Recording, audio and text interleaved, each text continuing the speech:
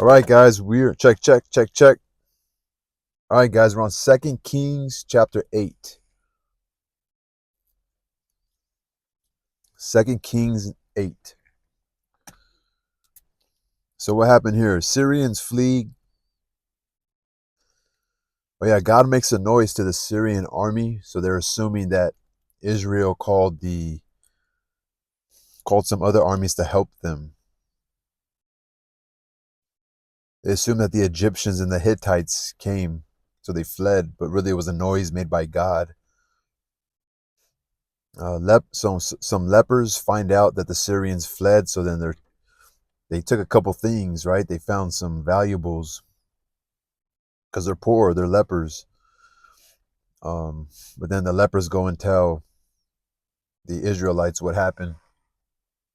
So then they come and the Israelites understand that the Syrians fled. So 2 Kings chapter 8.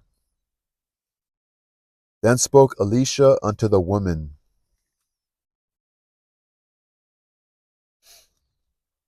Hmm.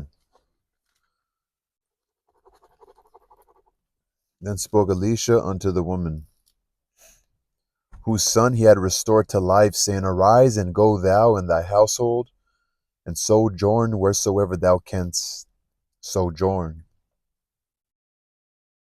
For the Lord had called a famine, and it shall also come upon the land 7 years.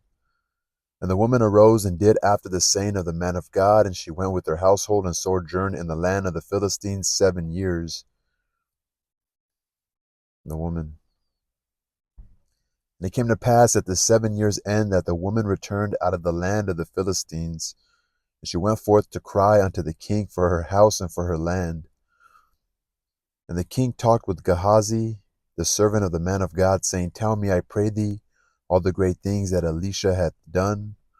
And it came to pass, as he was telling the king how he had restored a dead body to life, that behold, the woman whose son he had restored to life cried to the king for her house and for her land. And Gehazi said, My lord, O king, this is the woman, and this is her son, whom Elisha restored to life.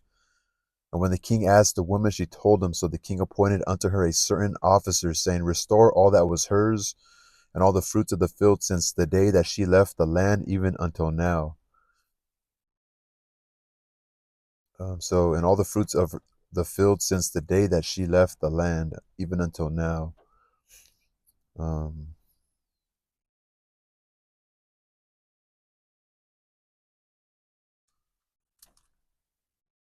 and Elisha came to Damascus, and Ben-Hadad, the king of Syria, was sick, and it was told him, saying, The man of God is come hither. And the king said unto Hazael, Take a present in thy hand, and go meet the man of God, and inquire of the Lord by him, saying, Shall I recover of this disease? So Hazael went to meet him, and took a present with him, even of every good thing of Damascus, 40 camels burdened, and came and stood before him, and said, Thy son Ben-Hadad, king of Syria, hath sent me to thee, saying, Shall I recover of this disease? And Elisha said unto him, Go, say unto him, Thou mayest certainly recover. Howbeit the Lord hath shown me that he shall surely die. And he settled his countenance steadfastly until he was ashamed, and the man of God wept. And Hazael said, Why weepeth my Lord? And he answered, Because I know the evil that thou wilt do unto the children of Israel. Their strongholds wilt thou set on fire, and their young men wilt thou slay with the sword, and wilt dash their children, and rip up their women with child. And Hazael said, But what is thy servant a dog, that he should do this great thing? And Elisha answered, The Lord hath shown me that thou shalt be king over Syria. So he departed from Elisha and came to his master, who said to him, What said Elisha to thee? And he answered, He told me that thou shouldest surely recover. And it came to pass on the morrow that he took a thick cloth and dipped it in water and spread it on his face, so that he died, and Hazael reigned in his stead.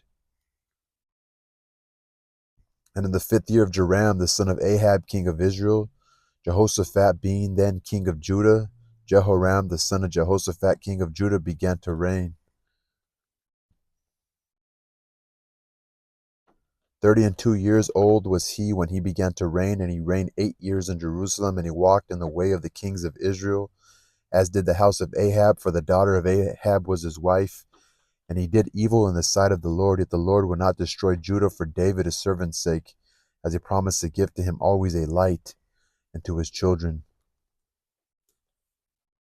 In his days, Edom revolted from under the hand of Judah and made a king over themselves. So Joram went over Zaire and all the chariots with him, and he rose by night and smote the Edomites which compassed him about, and the captains of the chariots, and the people fled into their tents. Yet Edom revolted from under the hand of Judah unto this day. Then Libnah revolted at the same time. And the rest of the acts of Joram and all that he did, are they not written in the book of the Chronicles of the kings of Judah? And Joram slept with his fathers and was buried with his fathers in the city of David. And Ahaziah his son reigned in his stead. In the 12th year of Joram, the son of Ahab, king of Israel, did Ahaziah, the son of Jehoram, king of Judah, begin to reign. 22 years old was Ahaziah when he began to reign, and he reigned 1 year in Jerusalem, and his mother's name was Athaliah, the daughter of Omri, king of Israel. And he walked in the way of the house of Ahab, and did evil in the sight of the Lord, as did the house of Ahab, for he was the son-in-law of the house of Ahab. And he went with Joram the son of Ahab to war against Hazael, king of Syria, and Ramoth Gilead. And the Syrians wounded Joram, and the king Joram went back to be healed in Jezreel of the wounds which the Syrians had given him at Ramah, when he fought against Hazael, king of Syria. And Hazael, the son of Jehoram, king of Judah, went down to see Joram, the son of Ahab, in Jezreel, because he was sick. That shit going on.